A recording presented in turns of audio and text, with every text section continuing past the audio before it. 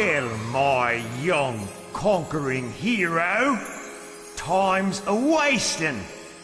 Lead me to this Furby paradise. Gotta style the long Furby with my outfit. So a bunch of you guys messaged me about this movie called Furby Island. You sick weirdos. This thing is horrifying. The story, the writing, it's cliche, it's boring, it's bad, it's whatever, but it's not a train wreck. No. What makes this movie so incredibly special is the absolutely horrific Uncanny Valley animation. My favorite scene probably in the entire thing is near the end where the big bad guy is giving his haha I am evil speech, and the voice actor is like relatively chill. He's like your Australian dad, evil Steve Irwin, but whoever animated it was just not on the same page because it is so much. What kind of mistake? Really? Nobody knows about the Furby but me, and I've been looking for him for 20 years. This is the subtle horror of Furby Island. I mean, like, this movie is one of those feature-length toy ads, which in itself is a bit of a dystopian horror, but I don't feel like getting into that. Plus, who am I to talk? My channel is basically just to recruit young blood to the cult of Long Furby, we all know this. Welcome if you're new, by the way. I understand exactly why people sent me this movie. I reconnected with a friend recently who I haven't seen in a long time and who doesn't watch my channel, and I was like, she was over here, and I was like, are you sure? You haven't kept up with my online shenanigans in any way? And she was like, yeah, I don't know, like, why? And so I whipped out the Furby, and she reacted with the primal horror that you would expect. It was fantastic. So, Furby Island. So our protagonist is a 13-year-old eldritch horror named Maddie. She has no friends and spends all of her time on fan forums for a cryptid hunting TV show, so like, big mood, love her. The host of the show is named Dr. Conquest, full legal name Dr. Reginald Conquest. The infamous Dr. Reginald Conquest. No one will ever doubt the brilliance of Dr. Reginald Conquest again. I don't even know how to cope with that, but that's a thing. So he's gonna be evil, as you can tell from the name Dr. Conquest, but she doesn't know this. She stands Dr. Conquest. So I hate saying that name. I hate it. It's the worst thing I've ever heard. Okay.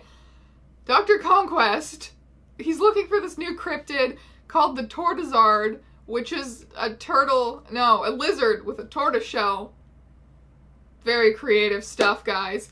So it's a lizard with a tortoise shell, and it lives on this very specific obscure island. And in such a convenient turn of events, Maddie is on that island because her parents are scientists who are looking for a new plant there. So she's like, I'm gonna find that Tortoisard, and Dr. Conquest, Senpai's gonna notice me, it's gonna be great. She doesn't, but she and her brother instead find a Furby statue half buried in the sand, and also your average booby-trapped ancient temple ruins. So, intrigue. Her brother gets trapped in the temple, and it's all very dramatic, but then in the next scene, he's just not trapped anymore, and you never find out how he escaped. But in the meantime, we meet some Furbies. I was actually quite curious what the portrayal of Furbies was gonna be in this movie, because, like what kind of creature slash cryptid are they? Like, what kind of powers do they have? What is, like, the general personality of them? Because I dabble in the Furby community. I have one with quite a big social media following. I just realized how weird that is. Yes, hello, I have a social media famous Furby who I refer to as my son. The point is, I feel like the Furby community online has one conception of what Furbies are. Furby culture, if you will. So I wanted to see how this movie would compare. Turns out, not very well. The Furbies in this movie are supposed to be very, like, cute and lovable and wholesome. I feel like it's very much trying to combat the whole, like, Furbies are evil animatronics possessed by the devil thing. Cowards. So the most iconic scene in this movie, I assume, because someone has uploaded it separately to YouTube, is the song scene where the Furbies sing a song in their Furby language. And that's it. The fact that they sing is never relevant again. Also, one of them is somehow playing an instrument with its ears. Honestly, I'm glad this movie faded into obscurity because this is some pretty bad Furby lore. Like, we can do better. Were you watching Dr. Conquest again?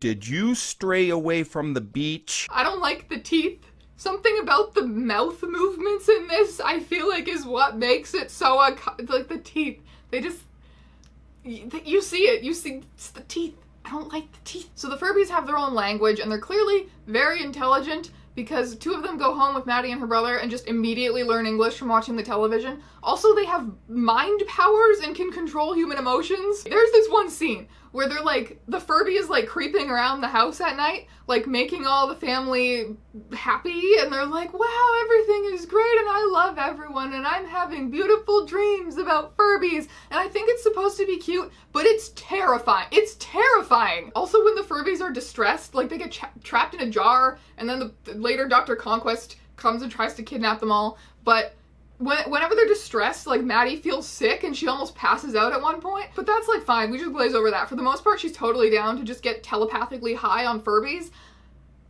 But anyway, at this point, she still stands Dr. Conquest. So she calls him to the island, and oh no, it turns out he's evil and wants to capture the Furbies. I could never have guessed that from the fact that he's named Dr. Conquest. So, I should stop saying it. I should just stop saying it. I keep making myself say it. Anyway. He wants to capture the Furbies so that he can get rich.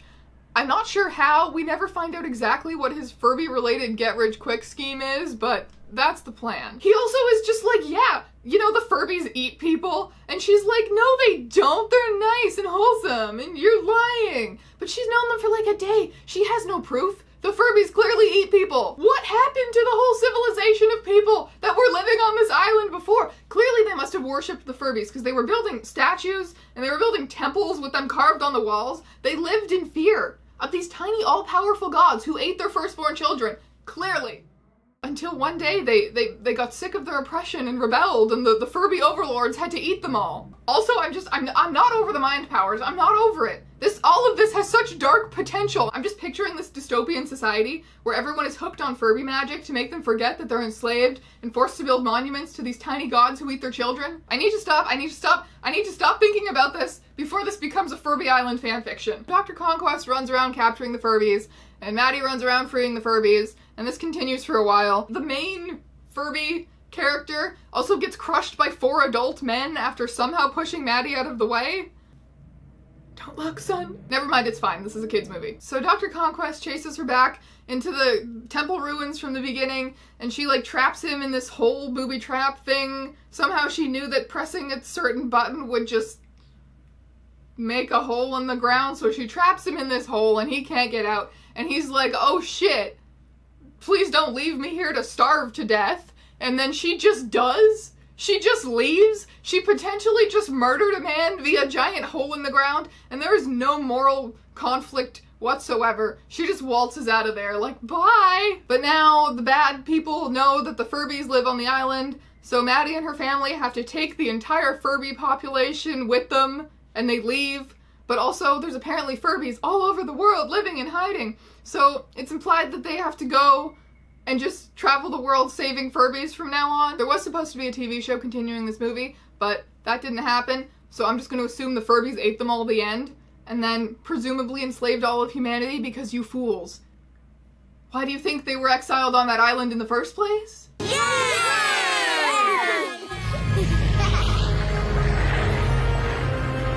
So that is Furby Island. Poetic cinema at its finest, and right here on youtube.com if you've got 40 minutes and a desire to suffer. This is just a very bad, clearly very low effort, low production value kids movie. I'm glad that this is not the legacy of Furbies and that they have instead been adopted by the weird gay Tumblr kids. And longified. That's Spine Creek. He's actually a very good neck pillow. After watching this movie, I do have to sleep with a Furby in my room. However, I am in luck because he only eats TERFs and homophobes and other people of the like. This is what I mean by our Furby lore is better. If you're not convinced that I am an absolute maniac, like and subscribe, I guess. You can also support me on Patreon if you would like and come hang out in our Discord server. It's a lovely time. And I just got a P.O. box. Some people on Tumblr have been joking about making some clothes for my son. Little hats are also appreciated. He will model them on Instagram if you send them. Thank you ever so much for watching. Oh my god, I just realized I'm wearing this shirt. I look like a maniac in so many ways today.